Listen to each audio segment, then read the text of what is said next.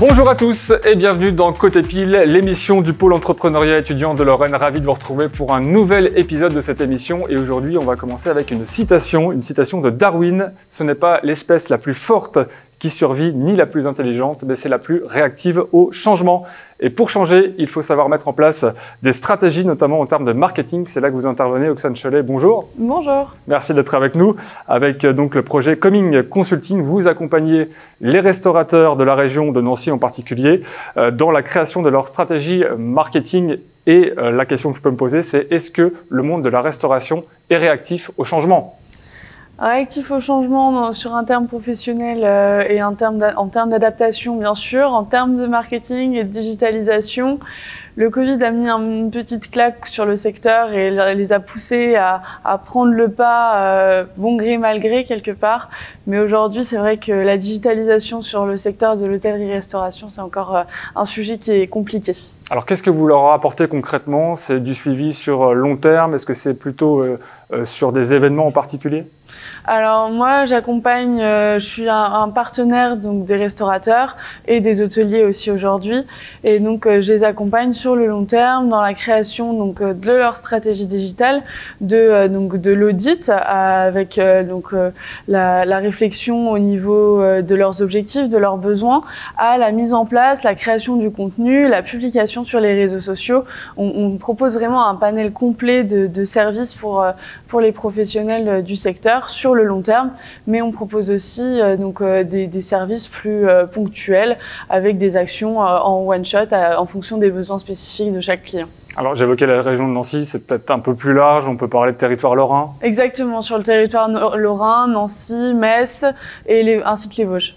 Alors les tendances changent, on l'a dit, les façons de faire évoluent aussi, et là on parle vraiment des métiers de bouche, difficiles parfois pour les artisans d'imaginer ou de penser à la stratégie marketing, parce que on peut le dire, on a un peu la tête dans le guidon toute la journée, c'est compliqué, le volume horaire est exceptionnel.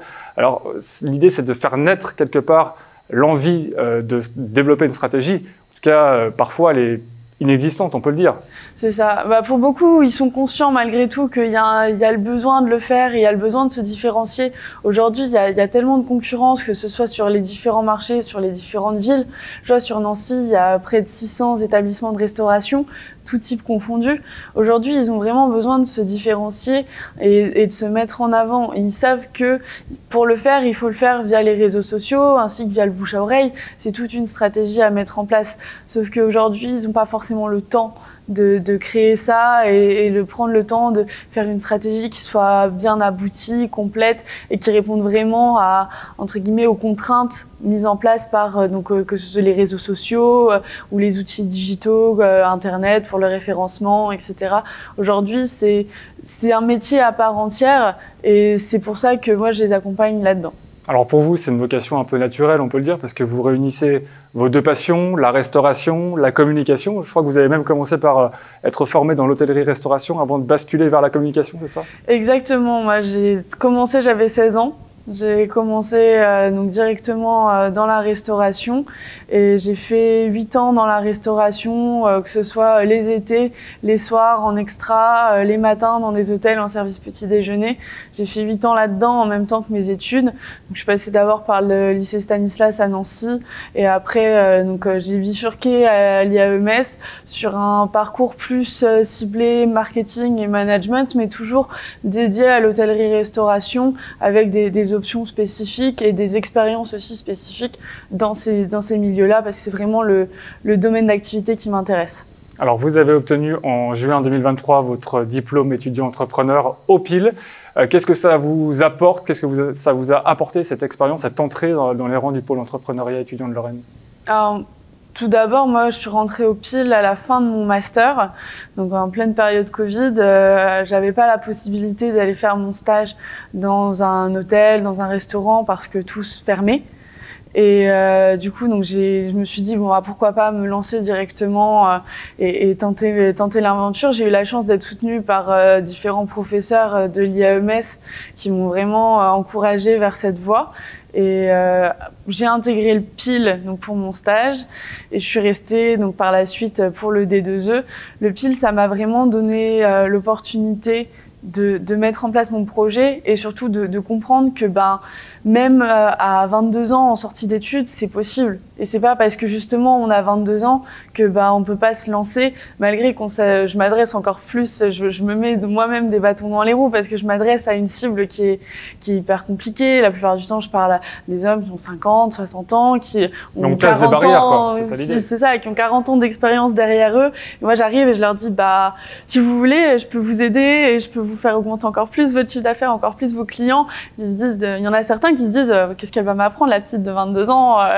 Mais au final, on se rend compte que ça marche. Et, le message y passe quand même. Et le message y passe. Il y a du travail, il faut éduquer, mais le message y passe et on se rend compte que et c'est grâce aux piles aussi et aux rencontres qu'on fait aussi aux piles qu'on se rend compte que c'est possible. C'est pas parce que on sort d'études que c'est pas possible.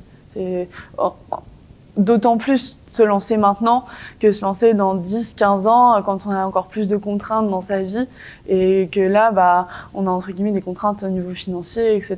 Aujourd'hui, moi, j'avais pas de contraintes et je me suis dit, je le tente, ça fonctionne pas, je retournerai vers autre chose. Je pense que de toute façon, ce sera lié à l'entrepreneuriat. Aujourd'hui, c'est... En tout cas, la machine est lancée, on l'a bien compris. Si on imagine un peu l'avenir, là, court ou moyen terme, on parle de l'univers de la restauration. Est-ce que vous souhaiteriez, pourquoi pas, vous ouvrir à d'autres univers ou vraiment on reste focalisé sur cet univers-là? Alors pour l'instant, je reste sur...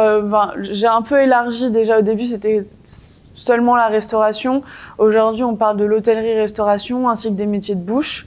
Et pourquoi pas après élargir vers d'autres secteurs si y a de la demande, c'est pas la question, mais si l'entreprise se développe bien, après j'aimerais garder cette identité très spécifique à l'hôtellerie et pouvoir continuer à mettre en avant ce côté expert de l'hôtellerie-restauration qui quelque part a quand même un impact au niveau de la clientèle, qui a enfin quelqu'un à qui parler, qui comprend aussi que si là, la priorité c'est pas de faire une story, la priorité c'est d'envoyer les 60 couverts qui sont dans le resto. Et ça, aujourd'hui, c'est mon gros avantage et la grosse valeur ajoutée que je mets en avant auprès de mes clients. Merci beaucoup de nous avoir parlé de Coming Consulting, Oxane, et à très bientôt. Merci. Merci à tous de nous avoir suivis. On se donne rendez-vous pour un prochain épisode de Côté Pile prochainement. Bonne soirée.